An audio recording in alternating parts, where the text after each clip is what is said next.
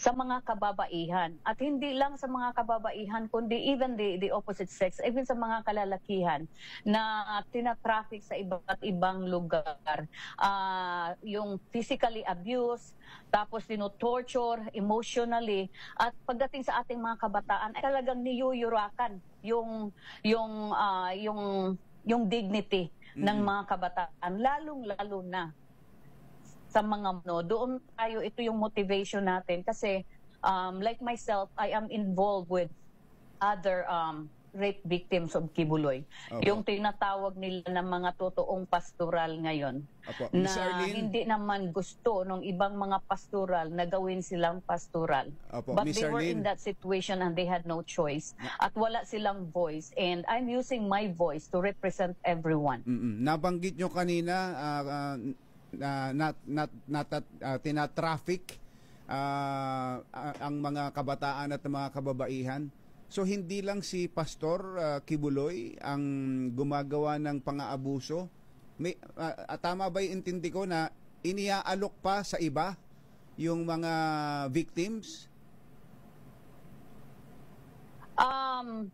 Yung ano lang po, hindi naman lahat, no.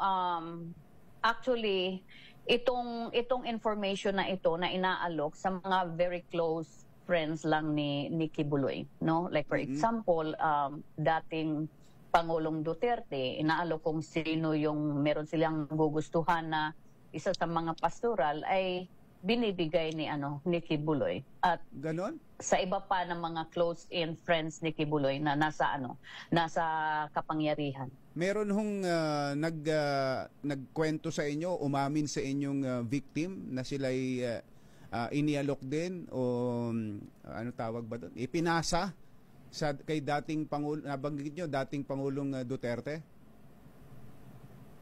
Yes po. Meron po, meron. Nagulat ako doon Ako din. Medyo, hindi, medyo kanyon. Nasaan po yung victim na yun ngayon, Miss Arlene?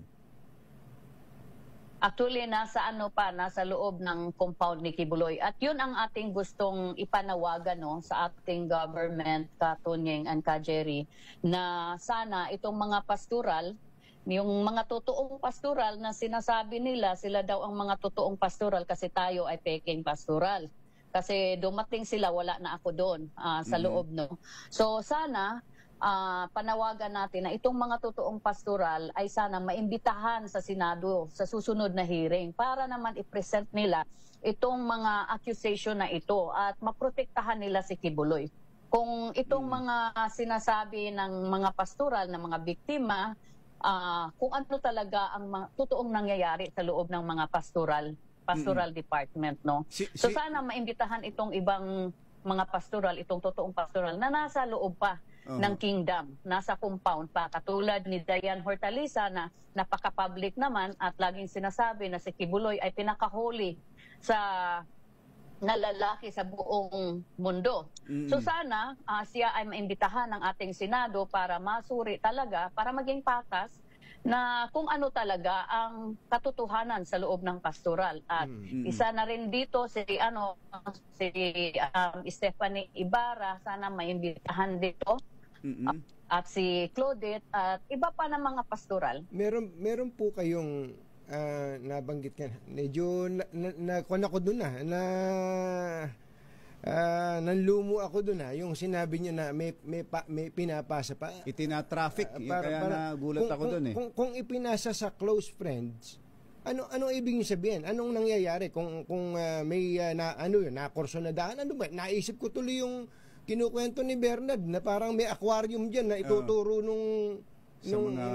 sa mga club. Hindi ko ako doon, Ma'am Arlene, doon sa kwento niyo. Ano yung sinabi sa inyo nung victim na nakausap po ninyo?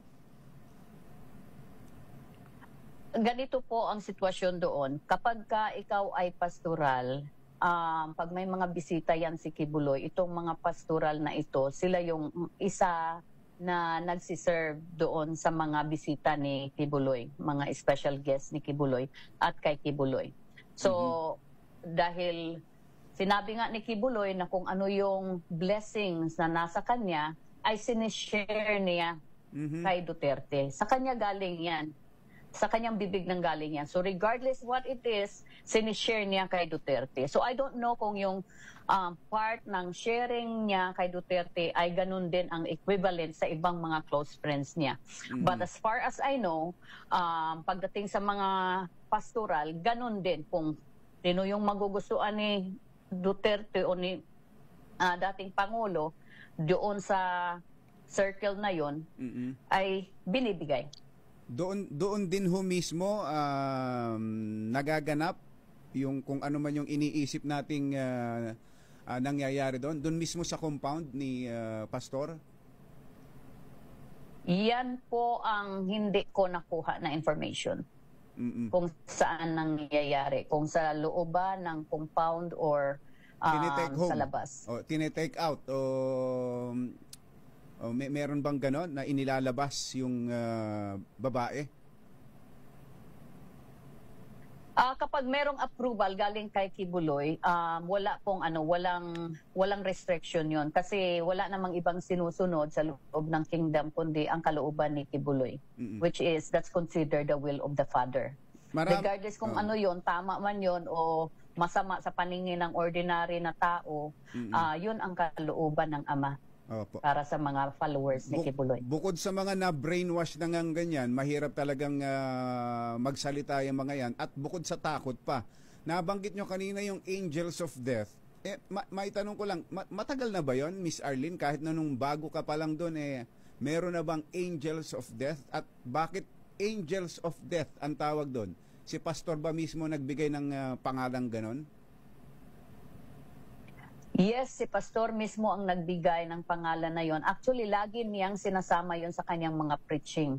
Lalong-lalo na kapag may lumabas doon na trusted niya, no? Like for example, kung isang coordinator o isang ministro ay lalabas doon sa kingdom, at lalong-lalo na kapag ikaw ay pastora, lalabas doon, yun talaga ang parang ginagamit niya na panakot sa amin na kami ay hahabulin ng angels of death niya. Actually, Katunying and Jerry, may mga kasamahan na ako na nasampula ng mga angels of death na ito ni Kibuloy, no?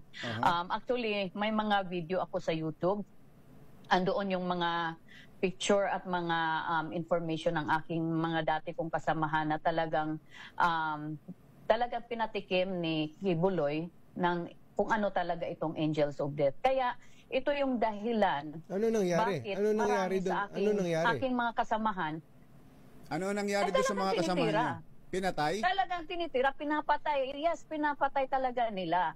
Yan yung mission ng Angels of Death. Papatayin talaga nila para walang information na lalabas. Kasi itong organization ni Kibuloy, parang yung sayings ba na what happened in Vegas stays in Vegas. What happens inside of the kingdom of Jesus Christ stays in the kingdom of Jesus Christ. Hindi mo pwedeng ilabas yan. Kasi sa oras na ikaw ay magsasalita at sasabihin mo kung ano talaga ang totoong mga practices sa loob ng kingdom, ikaw ay hahabulin talaga ng angels of death, no? Meron din tayong mga kasamahan na nakatikim nito pero hindi sila naging successful.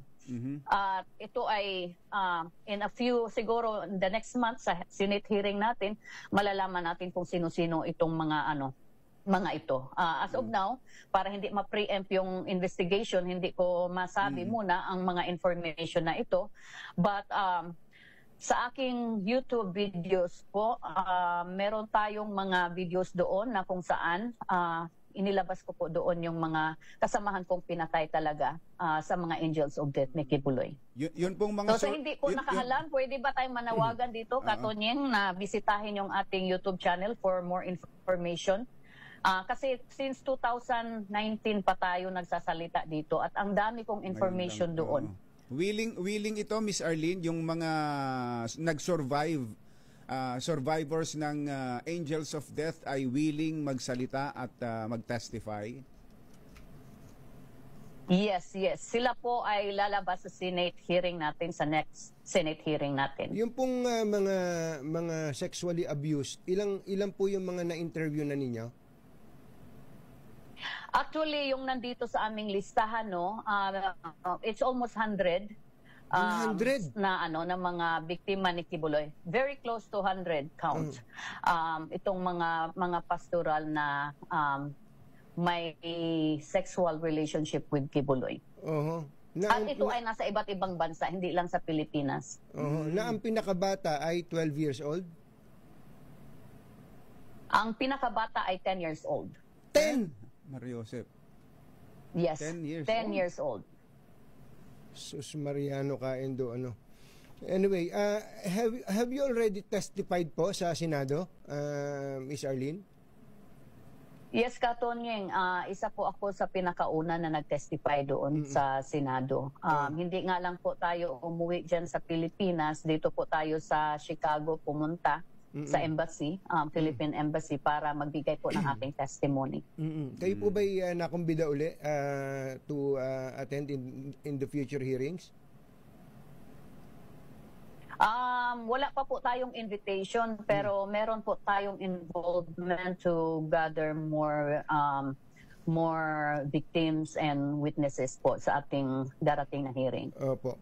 Nako, kami po nagpapasalamat dahil pinaunlaki niyo po yung tawag po namin. Miss Arlene, maraming salamat po Thank at you. magandang gabi na po dyan sa atin sa Minnesota.